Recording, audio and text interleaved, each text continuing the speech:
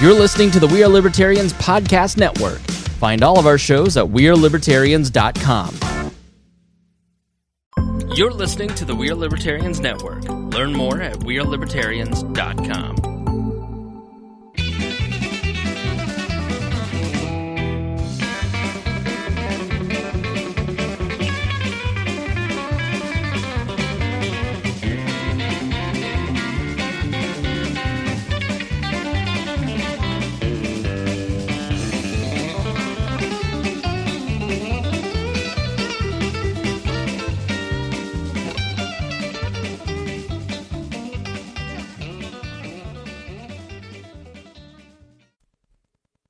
Welcome to the Boss Hog of Liberty podcast on the We Are Libertarians Network. I'm your host, Jeremiah Morrell, and as always, I'm joined by our co-host, Dakota Davis.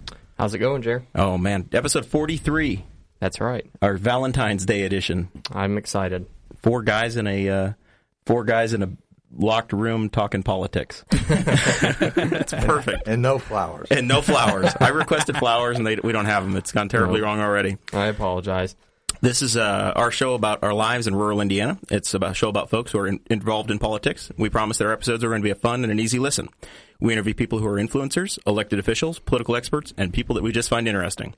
Sitting in as the other co-host today, we have Mr. Kade Koger, the returning co-host. Good evening. How are we doing, sir? Good. Glad to be here.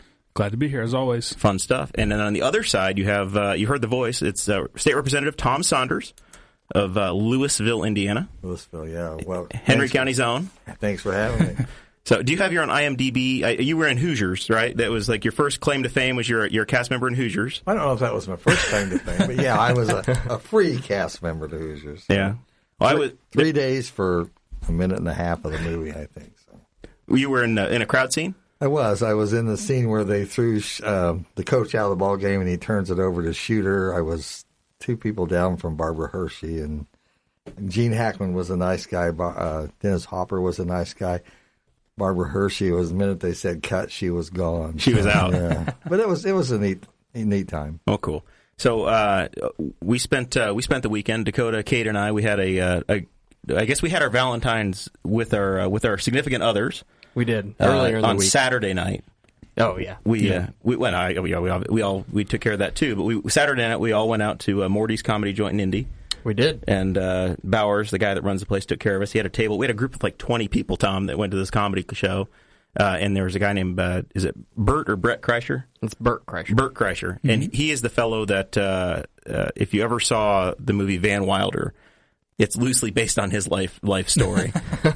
So we went to the late show for that, and it was a great event. Like I don't think there's anybody in the place that wasn't like their face didn't hurt after this guy. Right. My abs still hurt from laughing.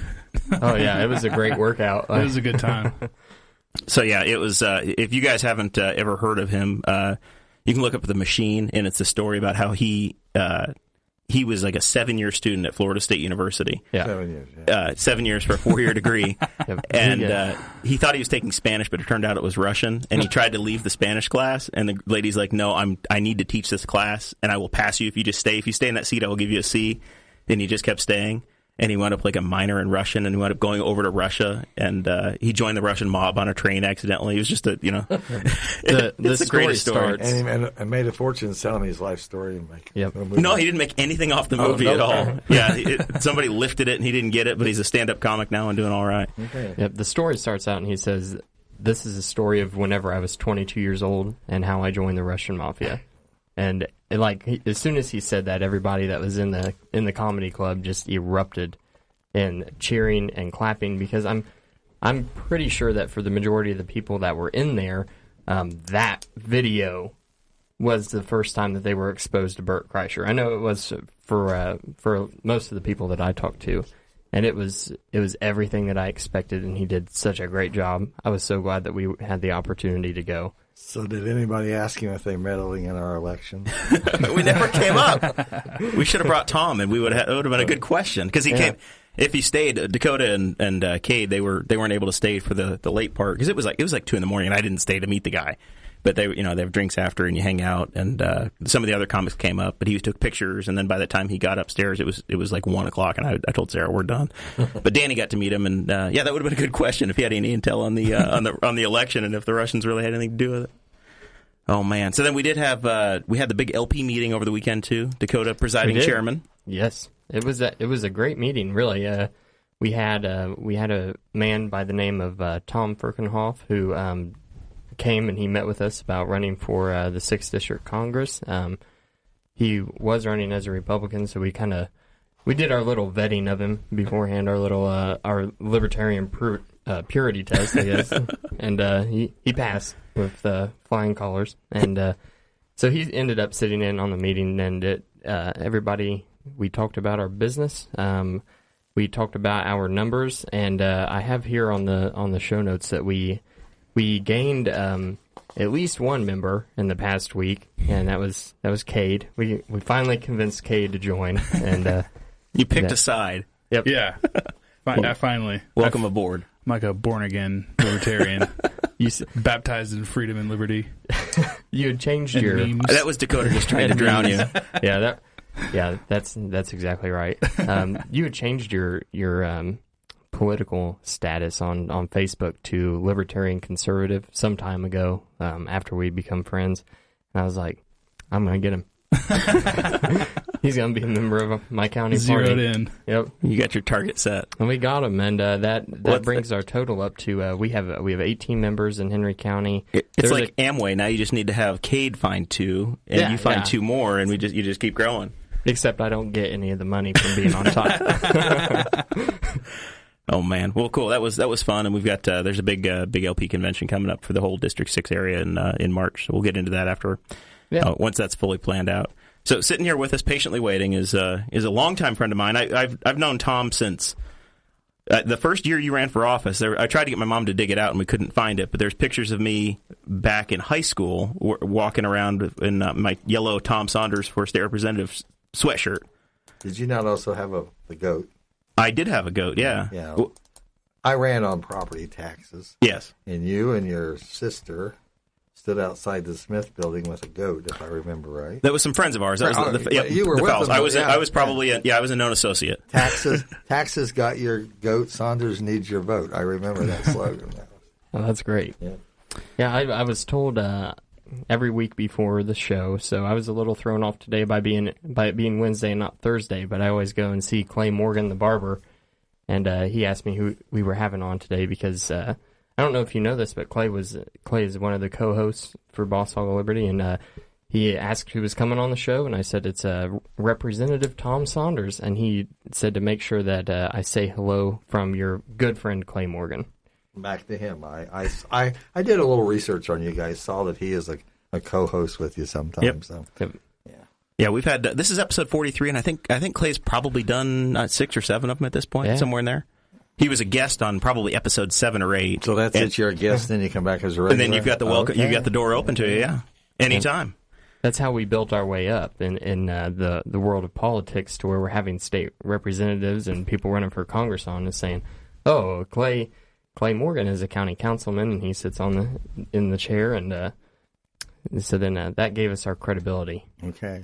Well, Tom's our 3rd state legislator, so we've got 147 left to go. And several of those are retiring, so they probably won't. So I know you had Melanie Wright. Who was your other? Senator Crider has been on. Senator Crider, okay. Yep. We had actually booked Senator Crider when he was running for state or for Congress. This District 6 seat, and then it worked out that we had something happened. He had to cancel, and we had to shift it around, and we were able to have him on, which is great anyway because he was able to preview the legislative session. I appreciate you guys working with me on a Wednesday night. Since Thursday was taken, it worked out. Well, you guys are right in the middle of the session, so I mean it's not a. We really appreciate you getting finding time to get here as well. Well, I appreciate it. Last week was the halfway point, so we started hearing Senate bills this week, and we're out of there by the 14th of March by law. So. We could get out of there a little earlier. It'd be fine with most people, I think, including the people of the state of Indiana. You can just kill the bills now and call it good, and then you can all go home, right? Yeah. You don't have to do anything from here. You're just It's supposed to be emergency things on the off-year election, We have to pass a budget in a long session, and so we had just as many bills filed in a short session as you have in a long session. So We're hearing some things that the sound is not all that great, Dakota, coming out of the live stream. If we can work on that, I'm not sure if you've got a little bit of gain over there, you can help out. I think the podcast itself is going to be fine on the audio, but we'll try to do something here with the video, and you guys can give us some feedback out there in the world if you can do it. Yep, they're saying that's much better. So there we mission go. accomplished. Yep. So Tom, let's talk a little bit about how you got to be a state representative. You started in Henry County. You're from here originally, right? You went to Tri or one of the preceding schools. Born and raised in Louisville. Always had a love of history. If you want to hear the boring story. Sure. Went to Louisville 11 years, graduated the first graduating class of Tri-High. I guess Dakota's a alumni there also. I'm also a Tri-High graduate. Yeah. When we went, the school wasn't finished, the lockers weren't there, and, we still had the Louisville Spiceland Strong clique. There were 18 kids in my class up until the senior year. We went to 74. Matter of fact, I had 8 of them join me at the Statehouse on Monday for a little Tri-High class reunion that we hadn't had for 40-some years. But as a senior in high school, we were right in the middle of the Vietnam War, and I wrote Richard Nixon a letter saying I was going to be in Washington over Thanksgiving vacation. Had a petition on the Vietnam War. I wanted to stop by and present on behalf of the students, faculty at Tri-High School. I was a student manager for the high school basketball team. And the Friday night before Thanksgiving, I'm in the shower getting ready to go to the ball game. My mom comes to the bathroom door and says, "You want it on the phone?" And I said, "Well, who is it?" "Well, they won't say." And I put a towel around myself and walked into the kitchen where the landline hung on the wall. And the gentleman said, "Tom Saunders?" "Yes." "Senior at Tri-High School?" "Yes." "One moment, please. The White House calling." And I kind of dropped the towel and sat down. And the special assistant to the president came on and said the president had received my letter and would receive me and my petition at 9 o'clock on Wednesday morning. And I thought right then and there that if an 18-year-old kid from Louisville, Indiana, can get the attention of the President of the United States, you can pretty much do anything you set your mind to. So, yeah. And that's the reason you're sitting in a third-bedroom podcast studio right now. Yeah. Look where I've come to. Yeah. From the shower to the bed. Yeah. So, on Valentine's Day. On Valentine's Day. But, I've always loved it. I was kind of a puny kid, allergies and stuff. So in the summer, I had to do a lot of reading. And I like to read history and presidential history, and it's just been a love of government. We run into your son Patrick quite often. Seeing him out at. Actually, we saw him after the meeting at Montgomery's, and he mentioned that you are a huge history buff. I write a decent letter. They tell me. For the last 17 years, I put a travel group together. It started out, it was Republicans, and we called it the Roving Elephants. Mm-hmm. Well, then we had some Democrats want to travel with us, so the name of the travel group now is the Roving Elephants and the Wandering Asses. But we've been lucky enough to visit over the 17 years. We've met with both President Bush's. We've had lunch in church with President and Mrs. Carter. Lucy Johnson, LBJ's daughter, met us at the ranch in Texas. David Eisenhower, the grandson of President Eisenhower, son-in-law of Richard Nixon, met us at his grandfather's farm in Gettysburg. On the 50th anniversary of John F. Kennedy's assassination, we were in Texas, and I wrote a letter to the detective that was handcuffed to Lee Harvey Oswald when Ruby shot him. And he came and had lunch with us, had the white hat on.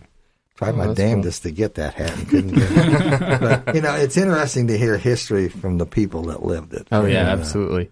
Yeah, I love history as well. What do you have a favorite period of time in history in U.S. or the world? Doesn't matter.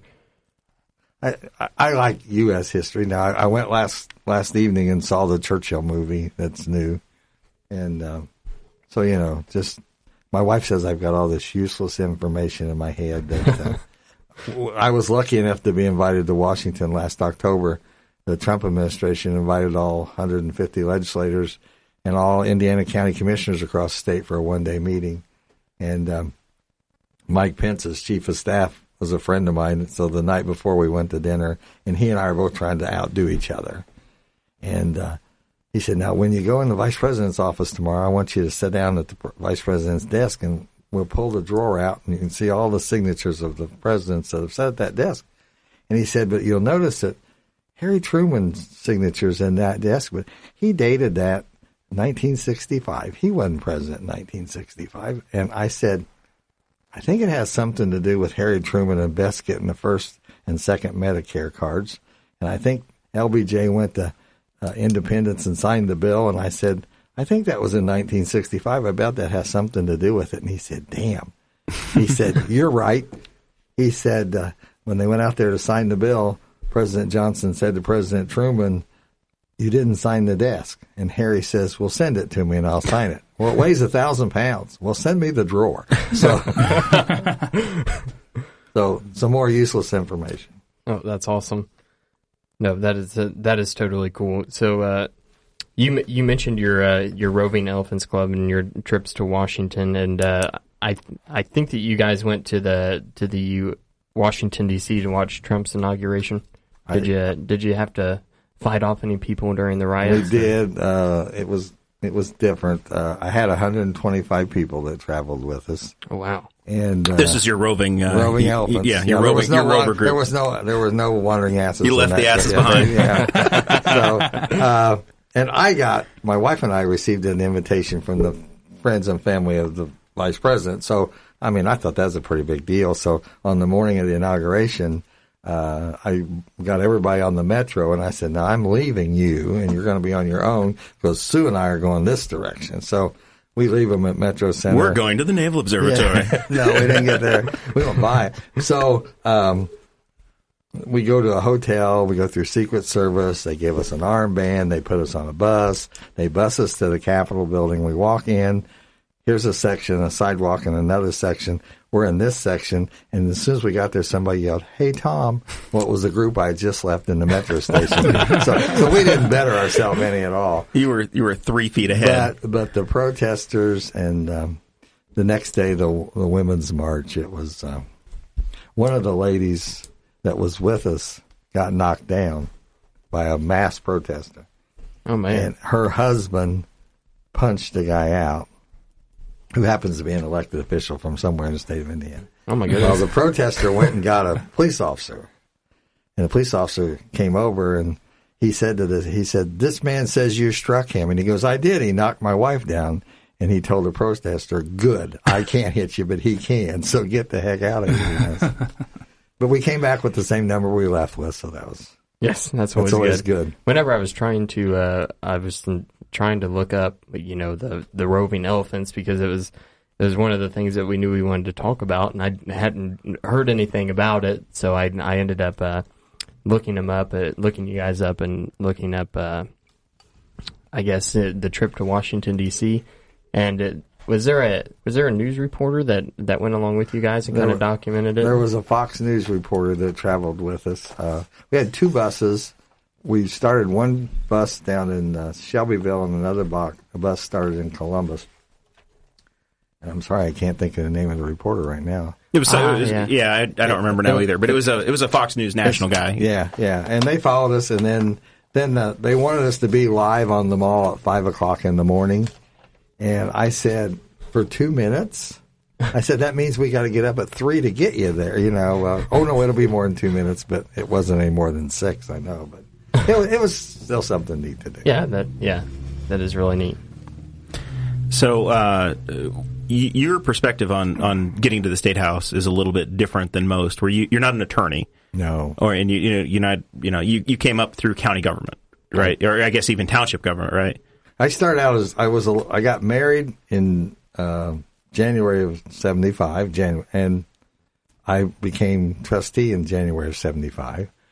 And at that point, township trustees, you're in charge of fire protection, cemeteries, poor relief, and in the 70s you had commodities. So the government would send big blocks of cheese and cornmeal, and people were at my house at 6:00 in the morning, at 9:00 at night. And so that's great. This is actually very timely. Yeah. So we saw the SNAP program as something the Trump administration is playing around with, maybe just like doing almost like a bark box and just mailing you your stuff ahead of time. A lot of the stories are saying that it's kind of like a blue apron meal, which is the subscription service where the food is already prepared in the ingredients, and then you just cook it at home, and that is apparently the Trump administration's bright idea to kind of fix the SNAP issues that we're seeing. And we've been talking, or I know last night on Facebook alone, I was involved in 3 different threads of conversation around this topic, and there's a lot of misinformation about it, and I'm kind of concerned that that honestly, because it's got Trump's name beside it, it's been tainted as just a horrible idea. So over time, this process has changed. I assume this was a federal program or a state program that got administered through the townships, right? And they also had revenue sharing where they sent money back for fire departments, and it's also timely because last week in the General Assembly there was a bill to eliminate and consolidate townships of under 1,200 people, which affected three or four in Henry County, right? Yeah, it was going to be like Franklin and Dudley, Stony Creek, and Blue River, and then I had 9 of them that affected down in Rush County. So there was another legislator, and I was pretty passionate. And I'm not saying there's not problems in the township, but what we were doing wasn't going to solve those problems. So.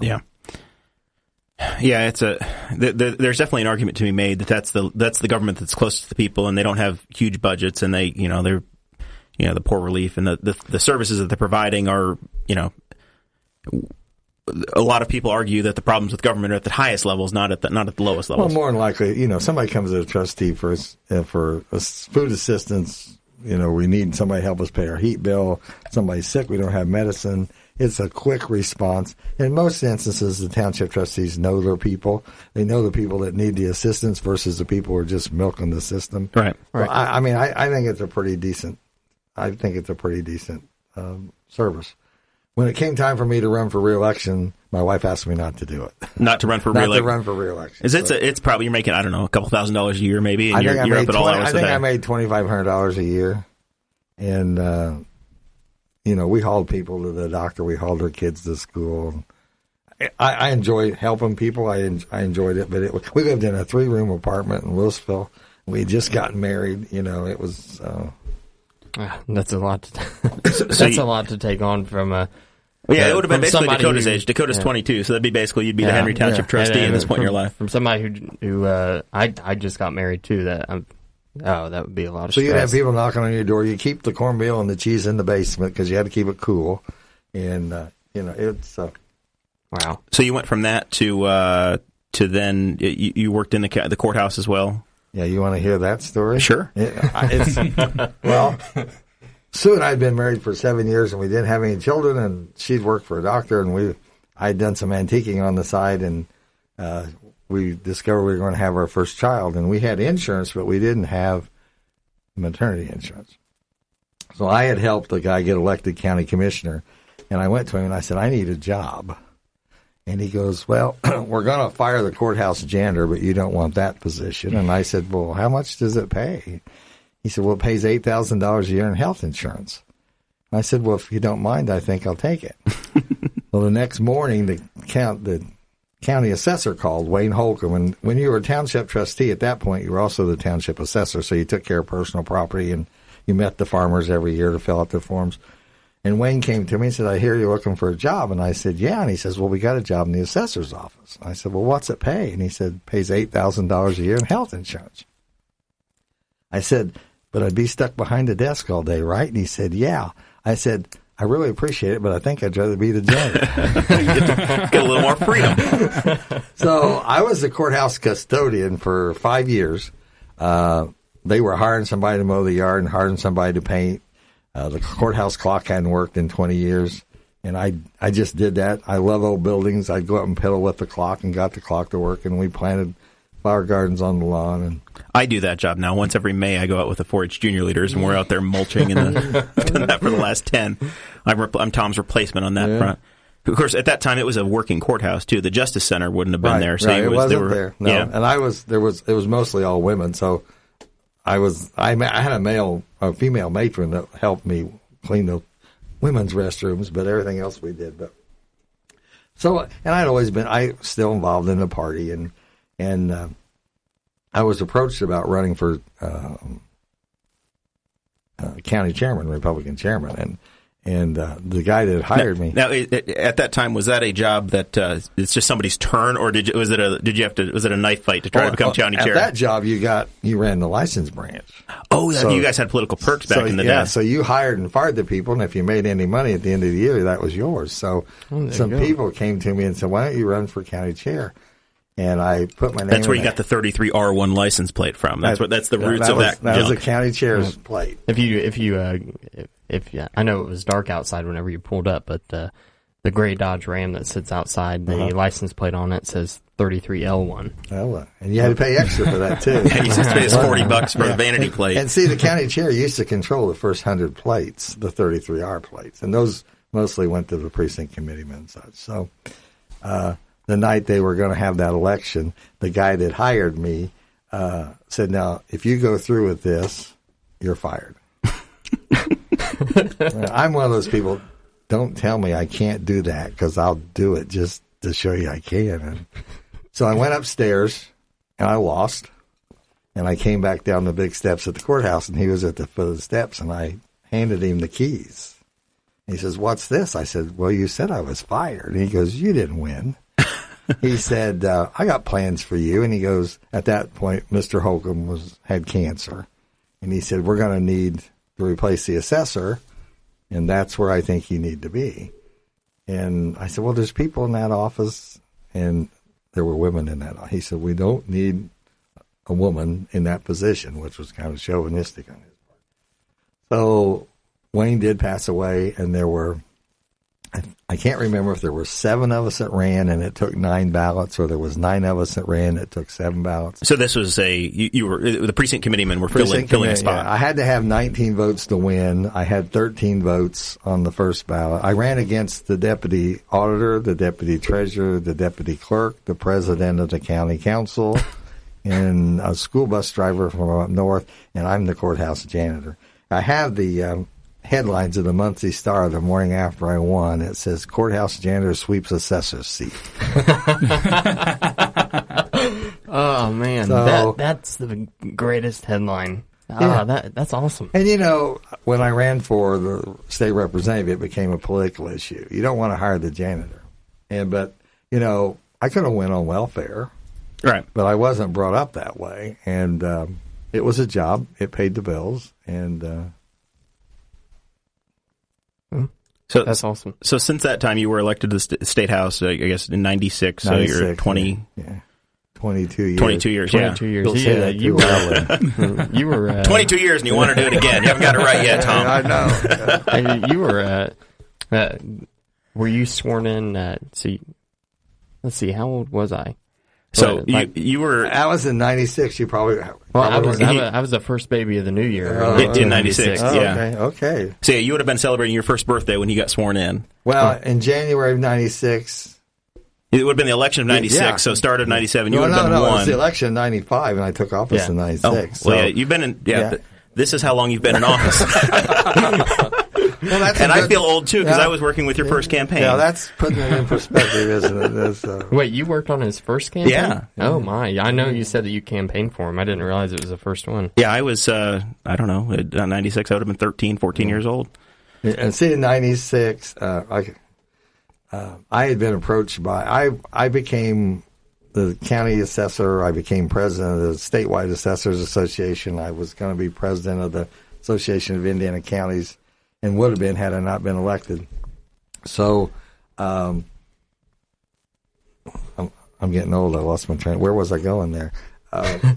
But it was a job. Oh, I know. I had been approached by the Republican Party in Indianapolis a couple of times to think about running against Doug Kinzer, and I said Doug Kinzer's not beatable in Henry County, and I said I'd like to run for the job sometimes, but I want to win it, and I can't beat Doug Kinzer. And so when Doug resigned to take a position with Governor Frank O'Bannon, then I announced the next day I was going to run for the office. But it was held by a Democrat seat. They appointed somebody to fill his vacancy. So it was one of the top tiered seats in the 96 election, and we spent a lot of money. Yeah, it's having run for the seat myself in 2012, it was my turn. Rex Bell had run a number of times, and it was I drew the short straw, so it was my turn to run for state rep. And I think I was a $4,000 or $5,000 campaign, and it was all $20 here and there.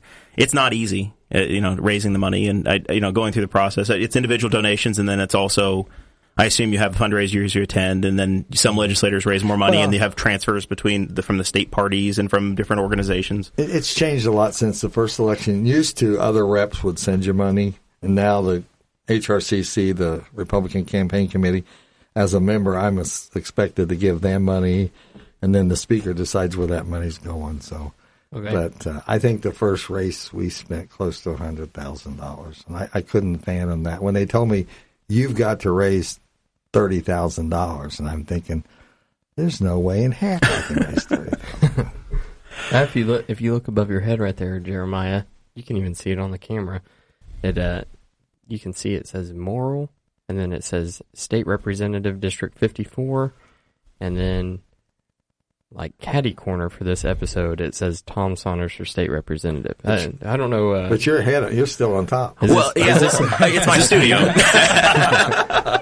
I think we have a really good spot for Tom's sign right next there by Mike Kreiders and Melanie Wrights. We've got the Zach Lee District 54 sign is up there. Yeah. I don't know if I have any Brad Owens in here. We've had a few. I have one of everybody that ran against me. Yeah. Oh, really? I had somebody. Had somebody snag one. Yeah. That's why I couldn't find one over there in Louisville at the polling place. It was no. They were never taken down before the election. No. After, when we go back out for the collection after the fact. Yeah. Oh, that's cool. Yeah. So that was an interesting time. Still searching, but you've got a primary challenger this time. So you've got signs you're going to be putting out, and you're in campaign mode. Yeah. And elected. So you guys. The timing is different for you guys as you're running, because you're in session until March, and then your primary is May 6th, 5th, somewhere in there. Well, and if the November election, different than everybody else, if you're elected to county council or commissioner, you don't take office till the following January. You guys start in November. It's midnight. It's midnight on election day. Right. Because when I won that first time, the next morning, and I couldn't be county assessor, so I went to work, but I wasn't getting paid, and I didn't know what else to do. And some people came in to see me. They had a problem, and they said they'd went to see Dave Copenhavers, who I defeated. They went to see Dave, and Dave sent them to me, and I go, I don't know who I'm supposed to call, so it's so quick. And, so how does that – you've been in this 22 years. It's a part-time legislature, right? So that takes 90% of your time if you do it right. Right, but you have to find a way to cobble it together. Like we had Mike Kreider on; he's recently retired, right. and then Melanie Wright was on, and she's a teacher, and she's got sounds like a good situation where the Yorktown schools or the Daleville schools, I guess it is, or work with her. How have you been able to make that work? When you transitioned out, you were full-time at the courthouse. Obviously, that wasn't going to jive. So how does... Well, and they said, don't worry about it, Tom. There'll be all kinds of job offers. And, so you go out there. The first year is a long session, so it's January to April. It's getting to be the end of the year, the end of the session, and I'm thinking, what am I going to do? And the way they pay you, you can't live off... At that time, you couldn't live off of it because it didn't come in correctly. And leadership called me in. They go, what are you going to do for a living? And I go... I was hanging wallpaper on the side. I think I'll go home and hang wallpaper. Oh, no. And I go, what do you mean? No, well, you can't hang wallpaper. And I said, I got to pay the mortgage. You guys have got an Elvis impersonator in the legislature, Borders, right? Yeah. So why can't you hang wallpaper? Well, and when he was elected, they go, don't say anything about Elvis being in the building. And matter of fact, Elvis and I roomed together with two other legislators one year. We rented a house, but I was lucky enough that while I was in the assessor's office, I computerized the office. And the company that we had purchased the computer system off of, it just like it happened. He called me and he says, what are you going to do? And I said, I don't know. And he goes, well, why don't you come to work for us? And I go, well, I really don't know anything about computers. He goes, I don't need that. He said, you know every person in every courthouse in the state of Indiana. I need somebody to travel around, call on courthouses, tell them what we're doing right, tell you what we're doing wrong, then you come back to me and report that. So I've been pretty lucky that I've been there 22 years. I left the company for 2 years, and then they hired me back. They give me the flexibility of being a legislator first. Right. I always felt guilty that I can't work 5 days a week. I missed the first 4 months of the year. I mean, who wants to hire somebody like that? Yeah. But they've given me the flexibility to do it. Yeah. You definitely awesome. have to find a unique relationship, a unique situation, either be self-employed or find a way to make it. Or independently wealthy. Or independently we're wealthy. not, so. Yeah. That's tough from the Henry County seat, isn't it? So during an election year, are there some things you look forward to as far as campaigning? I try to do it all the time. I don't Yeah. want, I mean, at one time I had 27 parades a year. I buy Tootsie Rolls by the case. And I always tried to hit the chicken noodle And you dinners. got a golf cart, too. I got a golf cart. Yeah, that was my inheritance from my father. I always try to do the things so they can't just say they only see Tom when he wants my vote. So Right. sometimes they get tired of seeing me, I think. But my wife and I jokingly said, we can tell you who makes the best chicken and noodles. We can tell you who makes the worst chicken and noodles. I think that's a really great philosophy to have, though. If you're a public official, I don't think anybody gets tired of seeing you. I think that most people would appreciate the fact that you take the time out of your day to do that. Well, I think people, I mean, we get calls in Indianapolis and they go, why are they calling us? Because they don't know who else to call. Right. And if they got a problem, they want you to listen to it and try to help that problem. So, yeah, speaking of that, we had a friend of ours, Lisa Crosby, or Lisa Goldsberry. She had a constituent service thing, and this is probably a time for you to explain how that works. And you said it's a 5-day-a-week job if you're doing it right. She had a son who had got involved and was in the Pendleton Juvenile Detention Center and had some disagreements with them, and he's out now and doing well, as I understand. But when somebody has a concern about what's going on inside of a state prison, or if you're trying to get something done with INDOT or any of those are issues that you get involved in or you end up facilitating. Right, and I'm kind of different. I'll make house calls. I'll use an example. There was a gentleman from Newcastle who had been in a prison, I think, up in Peru, and he needed a course in order to complete his sentencing requirements. So he transferred to Newcastle, and after he got to Newcastle, they told him he didn't qualify for the course, so he writes me a letter. So then I go out to the prison to see him, and they said, do you want a guard in the room? I go, no, just put me in the room, let me talk to him. So he and I are in there talking, and about that time, somebody from the facility comes in, and they're not happy that he wrote me a letter, and she's laying him out, and he's talking back to her, and I said, just go find out and come back and tell me why he didn't qualify. And when she left the room, I told the gentleman, I said, she was out of line, but if looks could have killed, you'd have killed her. So I said, when she comes back in, you apologize, and let's see what we can do. Well, she came back in a little later and said, you do qualify. I'm sorry, blah, blah, blah. So it took care of his problem. When I got ready to leave, I said, I apologize. She said, no, had you not come out here, we'd have never given it a second look. There was a lady in a nursing home over in Centerville my wife and I went to see last week that the state of Indiana has had in the hospital for 2 years. She needs 24. She's entitled to 22 hours of home health care assistance. She needs 24 hours of home health care assistance. She's paraplegic. She's paralyzed from the neck down, has been for 40 years, has lived by herself in her own apartment. She wants to go back home, but we won't give her 2 more hours of home health care assistance. But we've kept her in a nursing home and a hospital for 2 years at a cost of $1.3 million. You're paying for that year-round instead of... Yeah. So Sue and I go visit her last week, and she wasn't, in her opinion, getting the best of care. But she sent me a text the other day and said that since I'd been there, she was being bathed regularly, and her care was noticeably better. So, it helps sometimes to pay a visit. So. Oh, that has to be an awesome feeling, too. And that's something Melanie talked about as well, is that, that's that most of the legislators we've talked to, it's this constituent service is the biggest, the most rewarding part. Yeah, it is. It's not the Abdul Hakim Shabazz is beating you up too much. Well, so go ahead. I was going to just kind of transition into some of what's been going through this year, and I guess bills you carried. We'll start with that, the things you had, and where they're at, how much transferred, what you're happy made it, what didn't make it. We'll start there, I guess, and we'll get into the other major issues. I guess kind of to start it out, we did have a question from one of the viewers on the Facebook Live named Kelly Riggs about a bill that you co-authored. It was House Bill 1369 that deals with teacher licensing for military spouses, and she wants to know that how that's going to differ from the existing permit process. 69, not 96. I think you looked up the wrong bill, Dakota. Oh, I did? Oh, yeah. Crap. Oh, you're right, I did. You didn't have a teacher licensing bill, did you? That's I was a co-sponsor. Somebody's asked me to sign. Did it pass? See, I can't tell. I don't know if it even got to hearing. We were allowed to introduce 5 bills. Right. I introduced one on, exempt property. I want them to study the effect of exempt property on property taxes.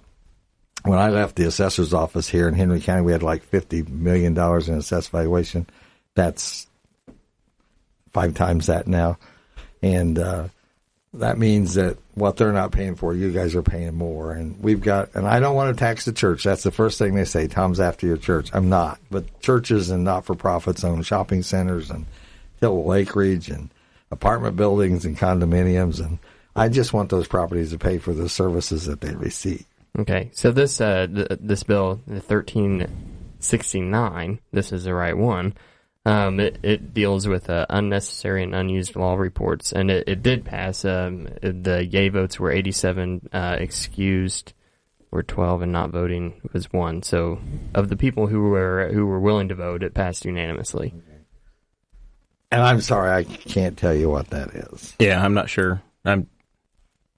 If she wants to send you a contact number, I'll be sure and check on that in the morning, and we'll give her a call. Absolutely, sounds good. All right. So then, how about your other bills that you had? And then I had one to study. Unfortunately, only one of them got to be assigned to a committee, and that was the one on county ethics for local officials and requirements that when a wind company came to town, they had to notify the public they were interested in doing business in the community and what they had to do to them. But unfortunately, that didn't get a hearing either. Okay. So you had that the way that process worked, it got assigned, but then the chairman of the committee ran out of time or chose to pocket it. I'll let you tell me what happened here. The bill got assigned to local government. The local government chairman said that he would hear the bill. I had a bill last year basically on the same subject, and the chairman of the utility commission said, I'm going to hear that bill on my committee. So he heard my last year's bill, took testimony on it. I told the committee, I'm going to amend Tom's language that's in, I think it's 1214 in local government. I'm going to amend that into this bill next week. Stay tuned. So then he told the committee chair that was going to hear my bill, you don't need to hear it because I'm going to amend it into this bill, and then it was never done. So you tell me what happened. They forgot about it. Well, there's still time, right? Until they're all done, you've got to possibly got an avenue to get something back in. I talked to the committee chair today about, nothing's dead till we get out of there. So if I can amend that language into a bill and that passes one house, then it's still alive for me to try to do something with. So. Yeah, so Kelly followed up. It was a regulation of confined feeding operations, which the scoring system Henry County had was something that was pretty big. I didn't do that this year. You didn't have anything on that one this year? No. Okay. All right, so there's nothing pending on that one. There we go. All right, and then you serve, I guess you're on the local government committee? I'm on local government. Roads I'm and on Transportation. Roads and Transportation, and I'm vice chair of interlocal government relations. Okay. So what does the local government committee deal with? Well, we hear legislation pertaining to anything. I mean, some of the things we've been talking about this session have been drainage, county drainage, township assessments, township government, basically anything that deals with local government. Okay. One of the bills that committee meets on Thursday morning at 8:30. Tomorrow we're talking about advisory board membership and how many staggering their terms. And right now you've got a township advisory board's got 3 people, and you elect them all at the same time for 4 years at a time, right? Right. So you get a chance that you lose all your institutional knowledge at one time. You could have a whole new board and a brand new trustee. So if this bill passes, in the next election, the person with the most votes will have a 2-year term, and then the next person is elected 2 years after that, and so after that period it'll be staggered. It'll stagger out. Yeah. Sometimes when you move that stuff around, it gets goofy. It does. Darren Jacobs got to go 7 years between elections because they forgot they had to run in Spiceland last time. Small towns are really not partisan, and they don't have elections very often. Oh. We like to give Darren a hard time about that, but he's a good guy. He's our token socialist, and he's listening. He's working today on a Saturday somewhere, and he's laughing at us right now. So you're on those committees, and one of the things I put on the show notes because I thought that this was pretty cool, considering you are our House representative, was that you were in 2014. You were Legislator of the Year, selected by the Indiana Conservation Alliance for creating the Sustainable Natural Resources Task Force. Yeah. So can you explain a little bit about what that task force is? It was to look at how we're preserving and using our natural resources. There's a big controversy right now about saving yellowwood forest down in right.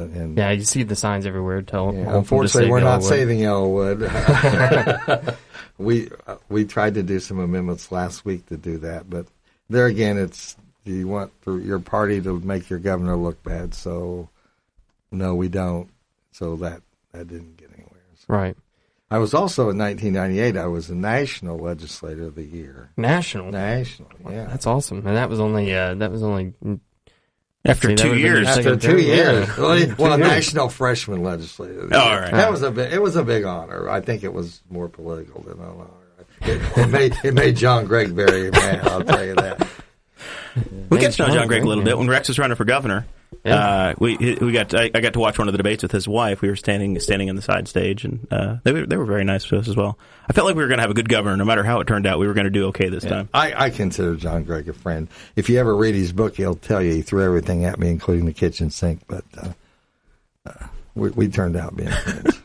He wrote about you in his book? He did, yeah. Wow.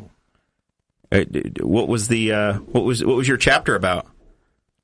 Well, he talked about different legislators, and he talked about me. And the first time I ever met John Gregg, he wasn't very happy to see me because I just defeated the 51st Democrat, which threw us into a 50-50 split. So I was told right then and there that I wasn't going to get anything. I could go home and hang my hat on and enjoy the ride. And that's pretty much the way it happened, too. So, but, when I got there, the party in power controls everything. So, like the Democrats aren't getting to do anything right now, the Republicans weren't doing anything then. So I made friends with Tiny Adams, who was a freshman Democrat from Muncie.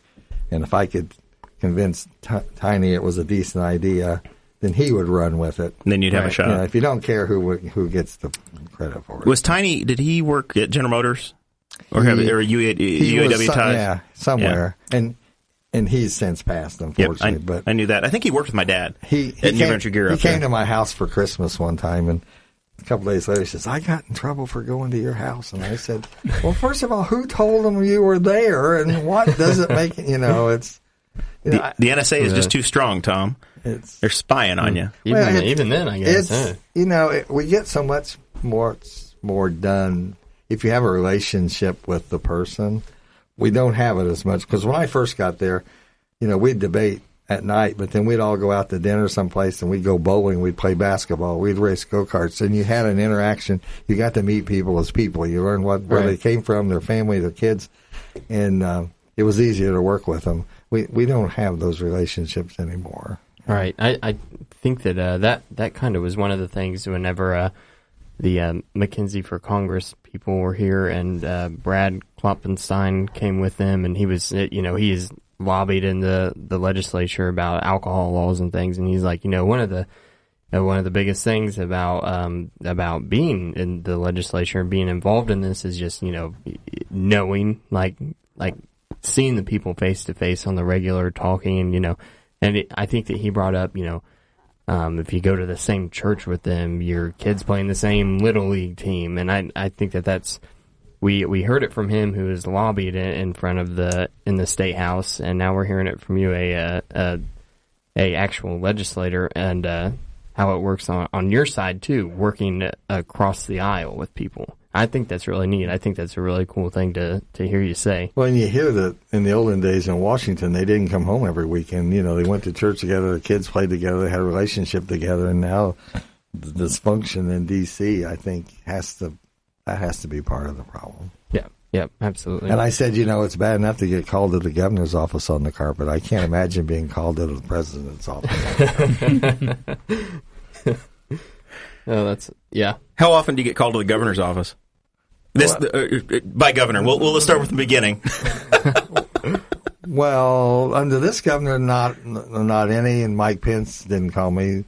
Mitch Daniels called me on the carpet a couple of times. I mean, I was the only Republican that didn't vote for the property tax caps. Not that I didn't think. They were questionably constitutional, and then they threw them in there. Well, it was a good campaign slogan, in my opinion. And your taxes, you know, they said your taxes would never go up. Well, they have. How many of you have? We didn't cap the assessment. We capped your 1%, 2%, and 3%. So, right. And the governor called me downstairs, and you're going to vote for this. And I said, I'll vote for the caps if we don't put them in the Constitution until we see what it's going to do to local government. Because unfortunately, nobody wants to pay taxes, but they still want the services. The fire truck, the police, and the jail, and the courts, and the first aid unit. And I think that's one of the things as a libertarian what we talk about all the time, because Jeremiah and I both say that we're pragmatic libertarians. We're not the yellow and black anarchists that have moved to New Hampshire or anything. So we accept the fact that there are some things that government has a responsibility to do, and that it has to be paid for somehow. Mm-hmm. So something else that came up today, are you familiar with the Citizens of Henry County group on Facebook? Has this made your radar yet? I don't do Facebook. I'm sorry. There's about 6,000 picketers people with pitchforks that argue about things on the internet. But it provides for a lot of good content. It's mostly Henry County folks. I will tell you, there was a time in my life when I was the topic of that Facebook about 12 years ago, and people would tell me I needed to read it, and I'd read it, and it'd make me mad. And I thought, I can't live if I read this. So I can't do this. I just quit.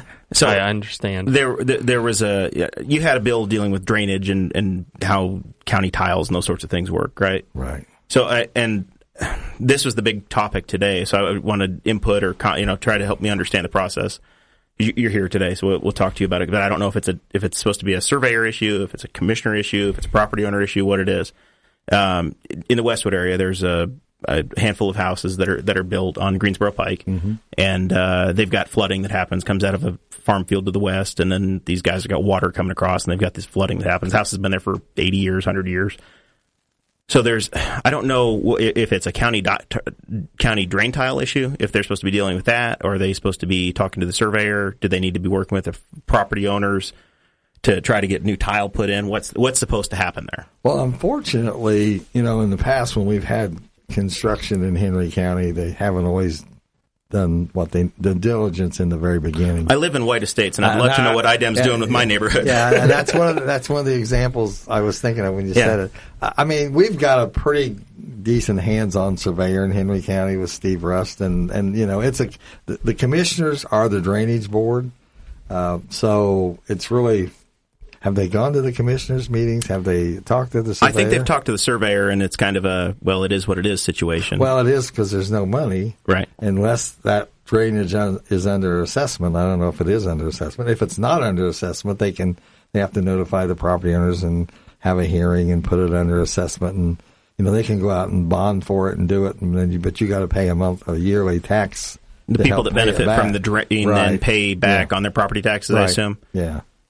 So that's the route that they have, basically, is if they don't have a county tile, they can have one installed, they can bond for it, and then...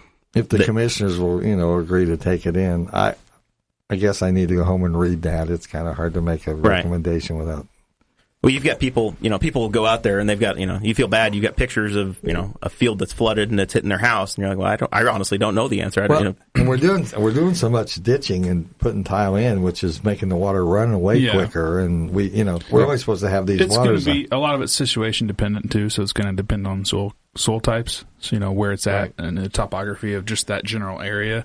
I mean, there's some soils, it doesn't matter how much tile you throw at it, it's really not going to drain that well. It's not going to go down. It's just going to stay on top, and it's going to flow anyway. Yeah, Kade Koger is the Boss Hog of Liberty soil and tile expert. I know I've been to Middletown a couple of times on 236, I think it is, where we've been having a lot of flooding. Yeah. And that was somebody put in a lake without a permit years ago and ran the tile into the road, and tiles collapsed, and now the state's going, well, it's not our responsibility, it's the county's, and he said, she said. Mm-hmm. So yeah, it's time to put in a big box culvert and call it good. Yeah. So, and then, any idea what's going on with the White Estates issue with their? Because they were in the news last summer where IDEM was going to fine the Henry County. Do you know if there's any progress there at all? And nobody's approached me about that. So, and I try not to go to the county meetings and voice my opinion because I'm not elected to do that. Right.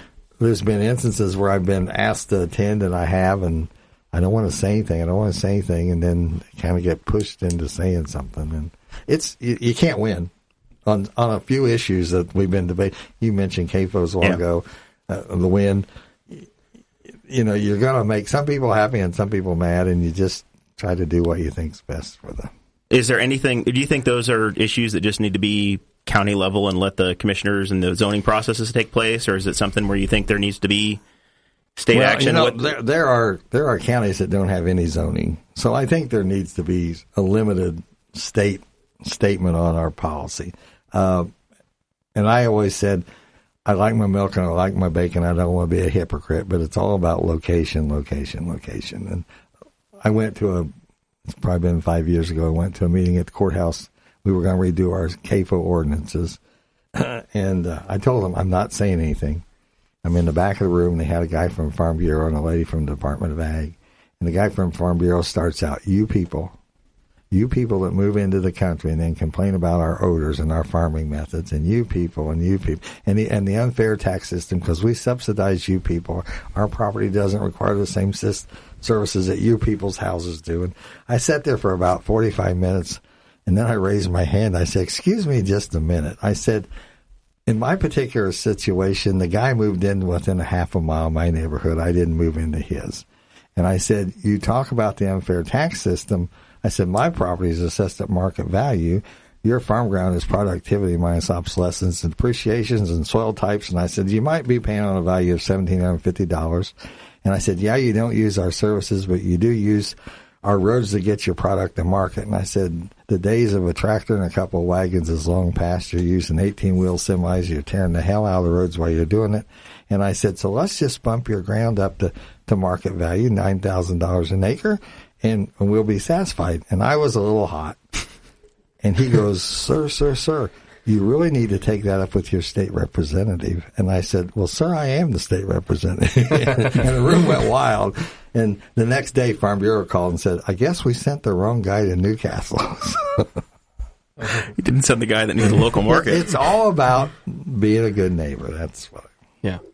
Yeah, I think everybody can afford to be more kind nowadays. But a lot of that with the CAFO issue, of course, I'm a farmer, so I see it from my side. I understand, neighbors, a lot of the times, they have real concerns, totally understand their concerns, and there's just sometimes, like you said, location. You're going to have a good location, you're going to have bad locations. There's places that make sense to put something like that, and there's places that don't make sense to put, CAFOs up. And I think the more we can come to a better solution to problems like that. What I'm looking at as a farmer myself, I'm fourth generation, so my family's been here in this county for a long time. And as a family grows, as a farm family grows, I've got two brothers, an older and a younger brother. And since my dad's been farming, he's been looking at options for us. We all want to farm. So you're looking at splitting a farm 3 ways. And having options, so we're pretty multifaceted. My farm is we do row crop, and then we have produce, and then we also have livestock where we raise cattle, just small scale. But having options to where we can expand has been the big thing, and the same ground needs to pay for three households instead of one. Exactly, and and I've got 2 kids now, My older brother, he's got 2 kids, and my younger brother, he's got his first child on the way. And we're all getting to the point now where we're looking at the same thing as my dad has looked at. Yeah. And having that option to expand, granted, we do everything we can to keep our neighbors happy. And, where we're at, we've got a pretty good, record with our neighbors. I feel like our neighbors get along with us pretty well, and we do everything we can to accommodate them. And I think, putting things like that in areas where they make sense is really the biggest thing. And most operators are good and courteous neighbors. It only takes one. Yeah. And it gives everybody a bad name. And then the CAFO's thing itself, it kind of has it's like a good food, bad food kind of argument. It kind of comes down to, like, people think confined feeding operations are just, bad for the environment. And I think if they're run correctly, then they're not what people think that they are. It doesn't pay to be cruel to animals. It doesn't pay to have animals that are unhealthy. And I really think that a lot of it is people don't have firsthand, experience on a farm to understand how much time we actually do spend with these animals and how much we do really care, not only for the animals but for our neighbors and everybody around us as well. Because I see you post pictures all the time on your Facebook. Just the other day, you were posting that you had calves and how excited we had our first guys were about calves that here this week. So we've been working on that, and like I try to post stuff periodically. I like to keep people kind of in the loop of what I'm doing because not everybody knows a farmer. Yeah. So I like to be that person that people can get a hold of and say, how does this work? And I can give them an honest answer and show them exactly how we do things. I got to make a correction. You said I had a bill on CAFOs, and I said no. Right. Representative Sue Arrington from Muncie had a bill, and she asked me to be a co-author. So, yes, I did sign off on a co-author, but I wasn't the author of the bill. Okay. Didn't mean to misrepresent that. Forgot all about it until we were talking about the issues. Gotcha. All right. So and that bill didn't go anywhere. That one, yeah. Okay. And also considering that, I think Dave Ring from up in Muncie, they're fighting a CAFO right now. I think in the northern part of Muncie, around Eaton. Oh, Delaware County's looking to get one too. Yeah. Well, part of the problem is NDOT. If you meet 3 requirements, they can't DNR or IDEM. IDEM. Yeah. You got all these acronyms in everything. They can't deny a permit. So what, if I remember right, what Sue's bill did was, if there was a problem, then they would have the right to refuse a permit. And just you've got some of the same bad operators building multiple facilities, and they'll tell us there's anything they can do to regulate them. So we were just trying to give them some teeth if they thought. But there's no... Would that bill require a different permit? No, it was just the same permits. But if you'd had so many complaints against you... Like a point system. Yeah. That they could deny a permit. So it was operator-specific, giving the permit office the ability at the state level to do something different. Okay. All right. So I apologize. I didn't mean to. Whoever that lady was a while ago, she'll think I lied to her. It wasn't my intention. Well, we'll reach out to her and let her watch the whole thing. We're each allowed 5 bills. Right. But then we've always been asked, you find a Democrat, if you're a Democrat author, find a Republican to go on with you or vice versa. And she came to me and asked me to be a co-author. When Phil Plum was the state rep, he and I could manage to get some legislation on CAFOs passed out of the House. But when it went to the Senate, it always hit a dead end. So you guys have had the switch. So some of the bigger legislation pieces and things that have been in the news, medical marijuana went out, and it was, I guess that made it out of the House, and then so did the CBD oil correction. Yeah, and they were both and industrial hemp, and were they all unanimous out of the House side? Pretty close. I don't think anything. Most of our bills are bipartisan. There's just a few that the education usually are partisan issues, but the hemp, we heard testimony, and I saw parents bring their kids in who suffer from epilepsy or some kind of seizures, and they're telling us how the oil is able to cut those seizures down to almost none. And, you can't get high from that oil. Yep. The Attorney General was saying it was illegal, so we were trying to clarify it so we could help these kids out if we need to.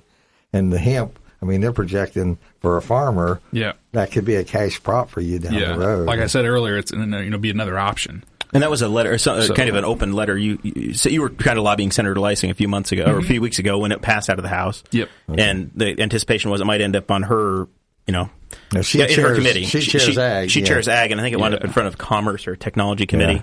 Yeah. But I think she's on that committee as well. But yeah, it may not have as an easy path over there as it did on the House side. But that's something the governor wants. So usually when the governor wants something and your party's in control, he gets what he wants. All right. So what are going on this? I guess it was House Bill 1214, which dealt with the CBD oil and the industrial hemp. But what are your views on medical marijuana? I know that Jim Lucas, who we follow really closely, we follow Jim Lucas really closely, and he shared an article today that's actually that was about a lawsuit against Jeff Sessions and the DEA. So at the federal level, yeah, at the federal level, but basically took him. There was a lawsuit that kind of dealt with them trying to crack down on medical marijuana legalized in the states, and I know that previously, whenever we've talked about these issues, such as the industrial hemp issue, that ended up passing, it was a fear of federal pushback. So I guess that this judge's ruling saying that doesn't stand, it kind of makes that non-existent anymore. Well, you're not going to see in Indiana the legalization of marijuana for a long time, I don't believe. But I do think you're going to see the states try to introduce legislation that will take a look at the research on medical marijuana and see if it is something that helps. And if this federal government, fights us, and there are state rights, but. Well, you're getting to the point now where it's a tipping point of darn near half the states have got it either, I think about 8 or 10 have it full on, no regulation at all. And then you've got 20 or so or 25. Every state around us has medical. 29 states have medical marijuana, which is what we pointed out during the governor's State of the Union address whenever he said that 29 states have they don't have a sales tax on software, and he thought that since 29 other states have it, then that's obviously a sign that Indiana needs to adopt it. But he's against medical marijuana that 29 states have. Like it's just kind of a funny thing to point out. Picking and choosing, isn't it? It's like, yeah. My dad always used to say, if the kids would jump off a bridge, would you follow them along? So I think it's hard when they legalize marijuana. I think that's when the federal government's getting in charge, because it is hard. You go to Colorado, you're going to bring it back with you, or at least the brownies. So we have this PACE team, and every time the state police, I get, because of this media empire we've started over here. The state police email me their press releases now, so I get it. Oh, okay. And then I'll be like, the state police, the PACE team got another set of tourists that were going from Colorado, from one legal state to another. They're going from Colorado to D.C. across I-70. And they came through Henry County, and all those guys are sitting in the Henry County jail because they had 10 pounds of... Don't you wonder how they know which cars to stop? Oh, yeah. They're uniquely skilled. I've said before that we watch live PD all the time, and it's crazy what these guys get stopped for. Like, smuggling meth inside their doors, like 29 pounds or something, and they got pulled over for having 17% window tint. Like, you almost wonder if there's not somebody squealing on them somewhere. Oh, yeah. So a couple other things that I wanted to hit up on, cold carryout or Sunday sales, those two issues hand in hand. You got us halfway there, Tom. For this year, yeah. And the carryouts were the filling stations, convenience stores. They had a luncheon in the atrium. There were 4 lunches taking place in the building today. You could go with Motorsports, Red Cross, convenience stores. I forget who was up on the other 4, but I saw somebody giving blood today. I think Mike Kreider was giving blood today with the Red Cross group. Yeah, and they give you lunch afterwards. There you go.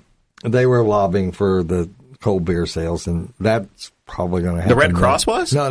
The convenience store. The Red Cross might have been too if you had orange juice in the packet, but the Sunday sales, we're slow in Indiana. It takes time, and but it was a question I asked in my survey, and I think it was like 73% wanted Sunday sales. Yep.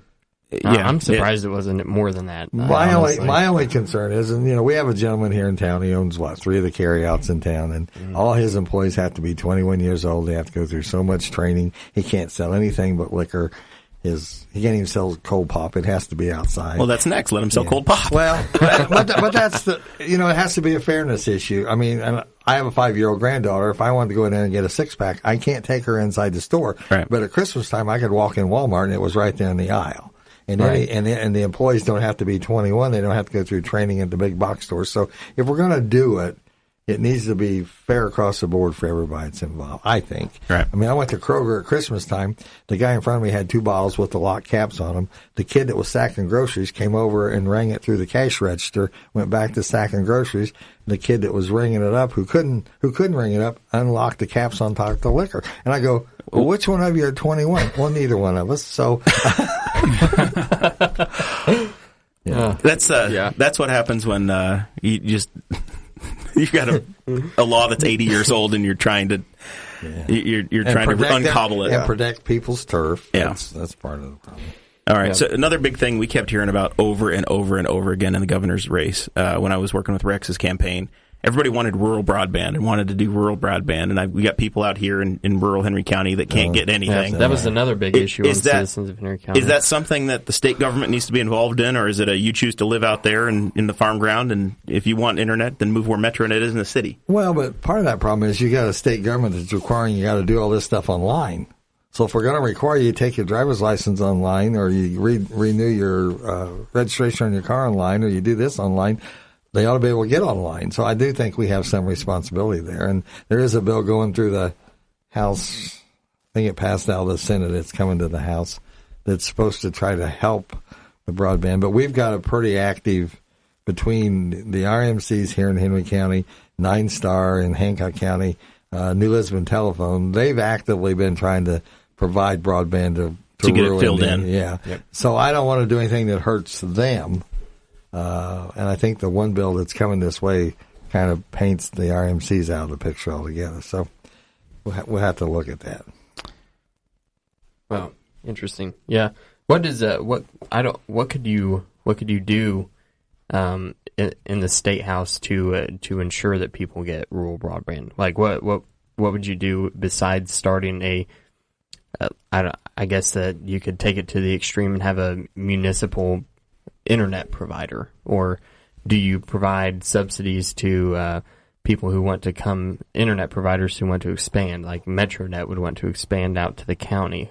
What would be the plan for that? We just need to take the rules and regulations away so they can provide. I mean, part of the problems is the rules we put in place. I know New Lisbon has taken broadband to the Louisville area. Yep. And trying to go south of there. The RMCs over in Hancock County have been pretty active about getting it in the Knightstown rural areas. So, and this bill, I haven't read the bill that's coming out of there yet, but the state's going to lease the state right-of-ways. They're going to put in culverts that has room for so many lines, and they're going to lease those lines out. But I don't want that to interfere with what New Lisbon and 9 Star are already doing in our county. Impede on their business. Yeah. Yeah, that wouldn't be any good. The final things we had on the list for stuff that was going through the legislature, I guess, was the township consolidation deal. Is that, and we could talk about county government in general, because the Kernan Shepherd report came out 10 years ago or something like that, and they originally had come along saying that they wanted to eliminate commissioners and have one county executive, and either was it eliminate township governments and now this was kind of a halfway where you had to have a certain population in a township, basically. Do you think there's an appetite for that, or is it just going to be kind of as it is, and this is, the government we have is the way we're configured is what it's going to be? Well, I don't legislate by polls, but, we send out those yearly questionnaires, and it was over 70% of the people polled in my district don't want one county commissioner. They prefer it the way it is. They didn't want the elimination of the townships either. And like I say, I think township government is the closest to the people. Are there problems there? Yeah. Do we need 3 advisory board members? I mean, all they do is approve the township budget. So who's to say that budgetary process couldn't be given to the county council to approve those budgets? They meet about twice a year, right? A township advisory board. Twice a year. They approve. It all has to do with the budget. But, if if Franklin Township had to consolidate, we'd have consolidated with Spiceland or Dublin, or would we come and consolidate with Nancy Markham here in Henry County? I don't know that the service would have been any better for those people. And, a trustee makes $2,500 or $5,000 a year. It really bugs those people in Indianapolis at the state chamber that they actually do business at their kitchen table. I don't have a problem with that. I read the statute today because we're playing the political director for Mr. Dakota Davis over here, trying to figure out what a township trustee does. You've got about 15 or 16 responsibilities, and I guess there's all kinds of different townships. You've got a township, Center Township in Indianapolis falls under the same rules as Dudley Township does. So you can have private offices and all of this stuff that goes into township government. In certain, their biggest responsibility in our area of the state is fire protection. They're the people that fund the volunteer fire departments. And, it's not so much the money I think they have trouble with around here anymore. It's trying to find the people who volunteer to be a firefighter. Manning up the volunteer fire departments, But, I was one of the people that fought to try to kill this bill.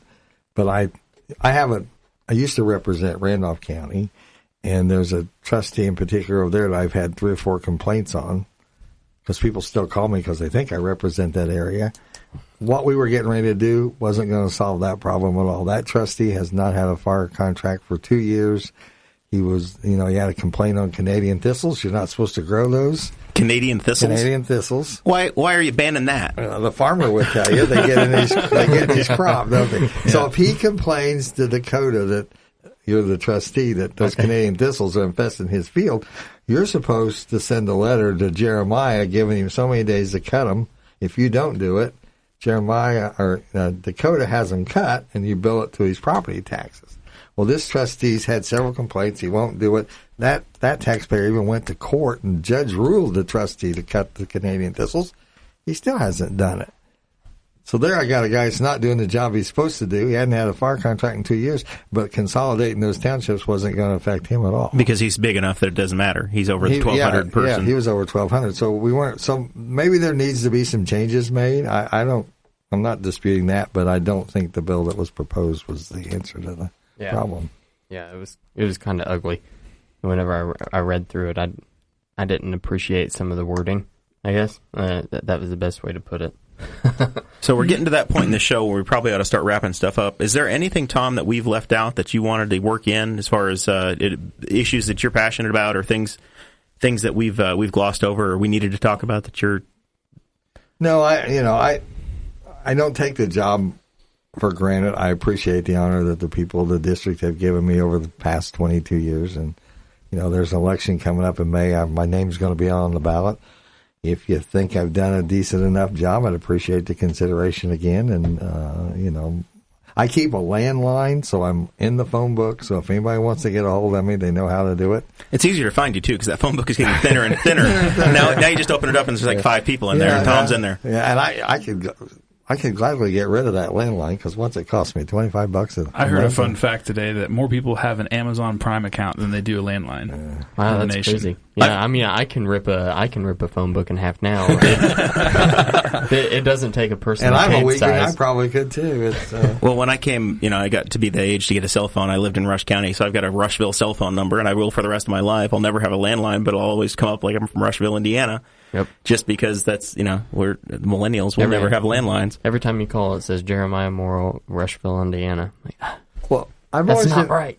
I've always been pretty comfortable voting the way I vote, because the constituency here is not embarrassed to tell me how they feel. Whether I'm standing at the gas pump or I'm in the grocery store.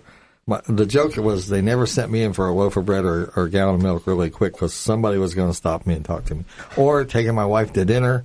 I mean, I was even standing at my father's casket at his calling, and somebody was lobbying me on an issue. So, but that's part of the job. You saw some of that with the speaker, with Facebook junk going on too, where people really don't know boundaries. Yeah, and they went on to some his of the church. stuff. They were at his church the other day on protesting at his church.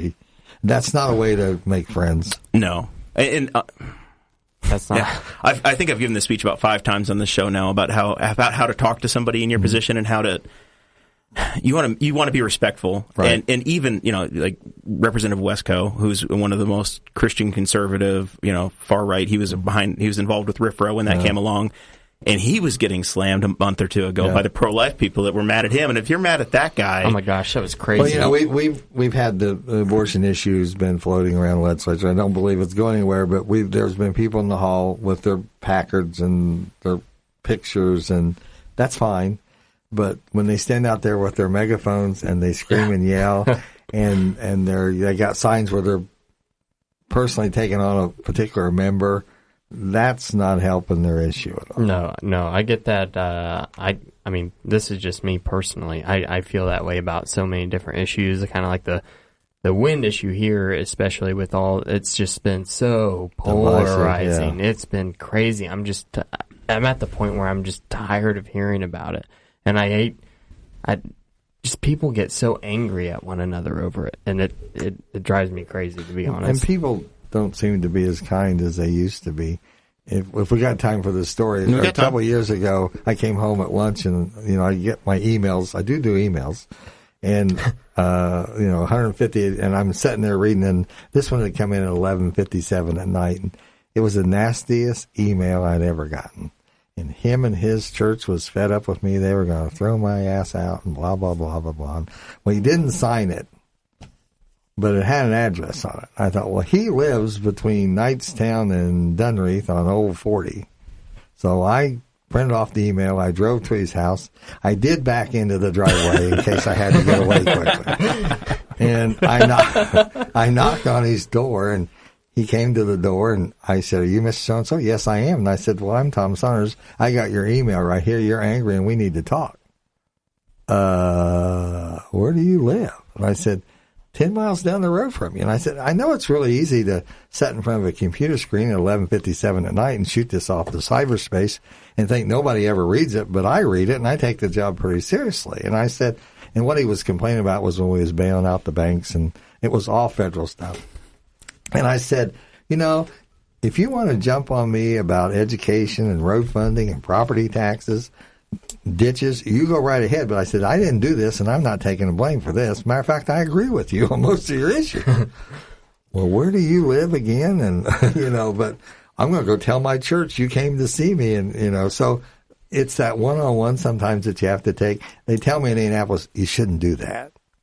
But first of all, nothing shuts them up like a knock on the door. So, but I've enjoyed my time. I like to help people, and it's unfortunate that you have to use the title sometime, but it does open doors. It does fix his problems, and I try to do that. So you mentioned the road funding thing. It's pothole season. So my friend Rob Kendall he's on WIBC. And he's crying about potholes and how you guys, we passed the tax, so they should all be fixed. Well, yeah, y'all are getting some heat. Though. Yeah. Well, we pass the tax. We don't fix the roads. I mean, but that was the number one issue for the years I've been in the legislature. The roads of Henry County were always the number one issue. It wasn't jobs, it wasn't education, it was roads. And about 20 years ago, or 15, we increased the road funding 3 cents. And I amended it a nickel to make it 7, and it didn't pass. And I said, they're going to be just as mad at me over 7 cents as they are 3 cents, and we're not going to do this for another 15 years, so let's do it. Well, they didn't do it.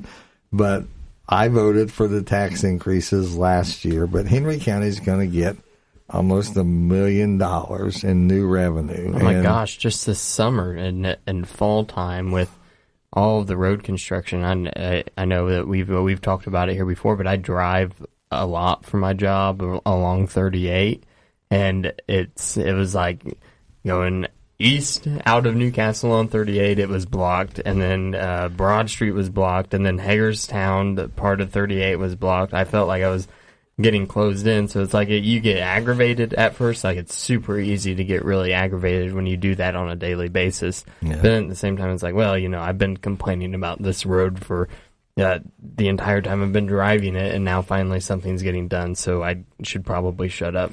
Well, but you're talking about two different sides. There's the NDOT side, which is 38, right, 234, and the work you've seen in Hagerstown and 3. Yeah. But then you're also talking about Henry County government will have $1 million to spend. Yeah.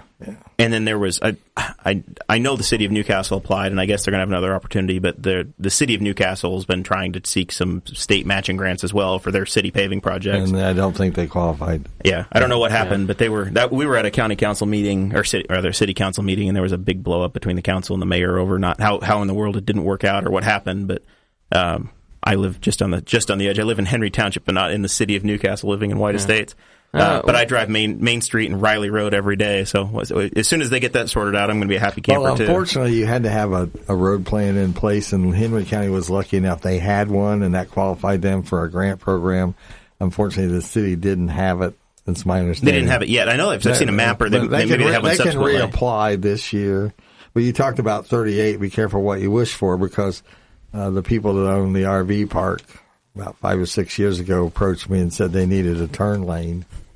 So I contact NDOT and say, can we do something to help them? And the next thing I know, we're tearing down houses and cutting hills, and I'm going, what's going on? They go, well, you asked for it. It takes 5 or 6 years to put it in plans, too. But I didn't know we were going to take people's homes. That's I didn't realize homes went away for that. Yeah, we took some front yards. I think we might have taken one house, but the people weren't happy. But we did take a hill out where a couple of people had gotten killed.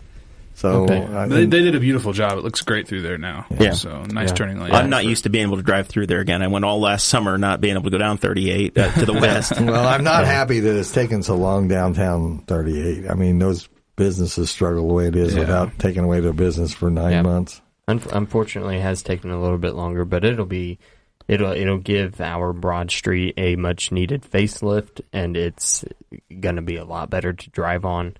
And It's really easy to complain, like I said before, but it's going to be a really good thing. I'm pretty optimistic it'll be worth it. Once they get it done. City Councilman Aaron Dickin wants to know about 14th Street in Newcastle. You going to open that up? Are we opening that street up? Oh, man. Tom's blaming you. We started talking about the roads, and the comments are coming in fast. Shocking, isn't it? It's like daylight saving time and putting Pete Rose in the Hall of Fame. I have to tell the story. I made friends with former Governor Wickham down in Rome, Indiana, which is right on the Ohio River. And I called him the first time, and I said, can I come join you for lunch? It takes 5 hours to drive there. I mean, if you walk 100 feet out his back door, you're in the Ohio River. I pulled up in front of his door right at noon. And he's sitting on the front porch in his pajamas, and his girlfriend at the time, and he's 90 years old, and she's 80. And she's sitting there barefooted, and I thought, they're having company, and so I get out and we introduce ourselves, and they excuse herself to go get dressed, and he comes back and visits, and we go in and sit down for lunch, and Evelyn goes, you got here an hour earlier than you were expected. And I said, you said noon, and she said, honey, we're on slow time, and the governor had the spoon to his mouth, and he said, you can blame your man Mitch for that. I vetoed that damn bill when I was governor.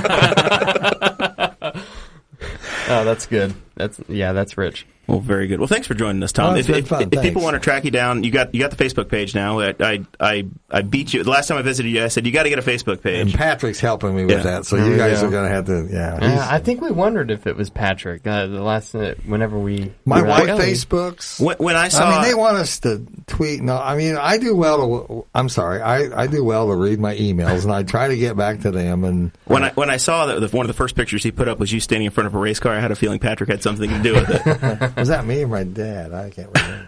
No, it's in the Statehouse. I think the donor, a sprint car, I think. Yeah, well, I am a member of the Motorsports Caucus, and we've been able to bring some money to Henry County to help out the racetrack down there, and there are other racetracks around the state we're trying to promote, and I'd like to see a new hotel down there and some restaurants and. Well, you got one really nice restaurant down there, but the hotel. I'm getting married in July, and I've got a whole lot of out of town guests, and it's tough. It's tough to say. We got Steve Alford, and there's a real nice hotel in Muncie they built, and there's about 3 campgrounds if y'all want to bring a camper. Yeah. It's not easy. I'm going to stay out of that conversation.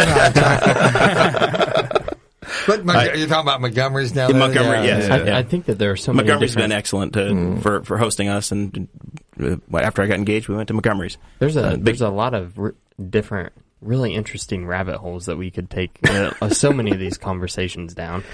Well, and I have my own little economic development plan that nobody ever heard about, but when John Montgomery came to town, he needed assistance. I was able to help him, and he credits me with that. And if you go to Willie and Red's in Hagerstown, they needed help, and I was able to help them. And if you go to Warm Glow Candle over there on 70, which used to be in my district, they were going to move to Ohio because they needed water and sewage, and there wasn't any. And the state was getting ready to build a new rest stop, and they were going to put in their own solid waste system. And I said, well, this is kind of silly when Centerville needs to enlarge theirs. Can't we come together? So I was able to put those together, and they were able to stay and enlarge the facility there. So those are things that I do. My mother always told me not to beat my own drum, but as a politician, when you're running for re-election, you got to right? kind of pat yourself on the back. So I'm pretty proud that those places are here. Yeah, very good. If you can just get White Estates tied into some sort of sewer, so I'm not polluting the Big Blue River. But it may cost you. That's going to be your problem. I'm nervous about the invoice. Well, thank you very much for hanging out with us, Tom. We, when we had dinner at the Statehouse a couple weeks ago, you said, I know you had Melanie Wright on, and I got beat into having my own representative on the show, so I'm glad we made it work. Sorry, I didn't mean to hold the gun to you. That's all right. We'll have you on again. Okay, we're going to get you up to where you're the most commonly occurring state representative on the show, right? There we go. Got to have you on at least one more time. Well, thanks. Any more final thoughts, Kade? Tom, I think we touched earlier on the CAFOs. I know when we had this episode planned, I had a lot of people message me and a lot of farmers and stuff in the area and say, hey, could you maybe bring some of these issues up? We'd like to talk to him. And I said, yeah, sure, I'll do everything I can to talk to him. And I know one thing that's going to be a big issue here coming up, like Dakota said earlier, has been the wind issue. I think that's one thing, probably our listeners tonight, if you could just maybe touch on wind in Henry County as far as that goes and surrounding counties. I mean, is that an idea that you're just completely opposed to, or is that something that you just think needs further regulation? I think, again, it's about being a good neighbor and location. When I mentioned earlier that Trump invited us to the White House, and I'm standing outside the White House, and I've got Ed Yanis on one side of me, and I got Butch Baker on the other side of me, and a county commissioner from northern Indiana walks up and says, oh, Tom, your ears should have been burning yesterday. And I said, why is that? And he said, well, they're telling me you're anti-wind. And Ed goes, I'm leaving. And I said, no, you're not. And I grabbed a hold of his arm, and I said, I'm not anti-wind. I said, you come from a county of 8,100 people. Perfect location. I said, but they're starting to move into heavily populated areas. Maybe not the best location. It's all about where you put them. And, I get beat up. All I was trying to do with my legislation was saying and I'm not asking them to do anything. I'm not the same requirements I have to do in Indianapolis. If I'm to vote on a bill and I could make a profit, I have to abstain from the vote and not participate in the conversation. So all I was trying to do was say the same thing went for any county official or appointed official of the county. And I'm not accusing anybody of any wrongdoing, but the perception out there is maybe we're not looking out for the best interest of the county. So that's all I was trying to do. Yesterday, Apex came to visit me at the Statehouse. They had 10 people, which I thought was kind of overkill. Your office isn't that big. No, we had to go to another office because they had so many people. And I said, all I'm asking you to do as a wind company, and they said, well, we should have come to see you 2 years ago. And I said, yeah, you should have, is to say, we're looking to do business, let's say in Henry County. As you gather your leases, you don't keep them in your pocket till you get them all done and then file them in the courthouse. You advertise you want to do business here. You file your leases as you get them. That way the public can have the conversation until really at the point they're doing it now, it's too late. They've already got their leases. We're already pitting people against each other. I had no setback language in my bill. It was just, and really, the law already exists that if you're a county commissioner or council or member of the planning commission and you're going to make an income, you're supposed to abstain from the votes. And I know they've been asked to do it, but there's really no teeth in it that says if you don't do it, you get fined $1,000 or what. So, All right. I appreciate that. Yeah. Good points. So, and like I said, this is going to be a big issue. I know with the local elections coming up, a lot of local spots are kind of up for grabs, and this is kind of one of those issues that's really going to kind of take hold as far as that goes. And I'm sure we'll have a lot of those people in your seat too, coming up here this year. So it'll be interesting to get a word from everybody, and everybody can kind of put something in on that. But I'm also, if somebody wants to talk, I'm available. We had a hearing at Tri-High a couple years ago on an issue, and once again, I said I wasn't going to say anything, but I did. I gave my good neighbor speech, and after it was over, some of the farmers got around me and, why don't you just put a blankety-blank D behind your name and get it over with? And I said, this isn't a Democrat or Republican issue. You can't say it's a political issue. Mm-hmm. And, as I said before, in my position, it's a no. I mean, I'm going to make some people happy and some people mad. Mm-hmm. And so, a good compromise will leave nobody happy. But then the rules are fair. If nobody's happy, most of the time the rules are fair. Yeah. No, I appreciate the conversation on it. And like you said, if you ever need to talk to any local farmer in this area, I'm up for that too. Okay. So Kade's Farm Tour is ready to go. Yep. Dakota, any final thoughts? Yeah, I have a couple things that I've got written down here on my paper. First one that I want to touch on is I want to say thank you for Mr. Tom Saunders for coming out. I really appreciate it. It is Valentine's Day, so I have to give a shout out to my wife Audrey. She got me. She does listen to the podcast and heard me mention Jordan Peterson on last week's show, and she got me his new book, 12 Rules for Life, and I'm super excited to read it. Wanted to put that plug in there for her. And the next thing, I'm still trying to get Mayor York to come on the show. Still efforting? Yep, I think that I'm going to have to go down there. I mean, if two state representatives will do it, you got to think the mayor of Newcastle will do it. And a state senator. And I think that I'm going to have to go down there to the city council meeting Monday and have our calendar out and just have him sign it so that we have a commitment. And then another thing I want to point out is that it sounds like, thanks to Young Americans for Liberty, Audrey and I are going to have the opportunity to go down to Houston and see Dr. Ron Paul give a lecture down there, which would be really awesome, and I really appreciate that opportunity. And then it sounds like Boss Hog of Liberty might be covering something about the United States Senate Republicans debate. Yeah, you got the MS debate on Tuesday night, right? Yeah, there's something about You're that. You're like the traveling correspondent now, Dakota. Yeah, we'll have to see. We'll have to see how that goes. How did I get to be the traveling correspondent? I'm the only one that's between the two of us that's married. I already bought tickets to the Henry County Soil and Water Conservation dinner night, so I don't want to lose that $10. Well, but that's I think that those are my only 4 final thoughts. So. All right. Well, very Aaron good. Dickens said he'd give you a letter of recommendation for mayor. Well, we have the proof, the photo evidence that during one of the council meetings he did write him that letter, right? He even signed it, "Love, Aaron." It's on Tuesday. It's the same night as your. There's the President's Day, so that there is no meeting Monday. It's Tuesday, so now you're double up. You can't go. I can't do that. It's tragic. All right. Well, thank you, Dakota and Kade and Tom for being here. Appreciate it very much. Valentine's Day. We appreciate everybody that spent the last hour and a half of your Valentine's Day watching us on the Facebook live stream. This is a great night. We've got more Boss Hog of Liberty next, I guess tomorrow, Thursday. We're going to do a call-in episode with Robin Miller, the racing journalist. I believe we're still scheduled for that, so that's exciting. And then we'll be back in our regular time slot on Thursday of next week. We appreciate you all listening, and we'll see you soon. Thank you for listening to the We Are Libertarians Network. Get our other shows at WeareLibertarians.com.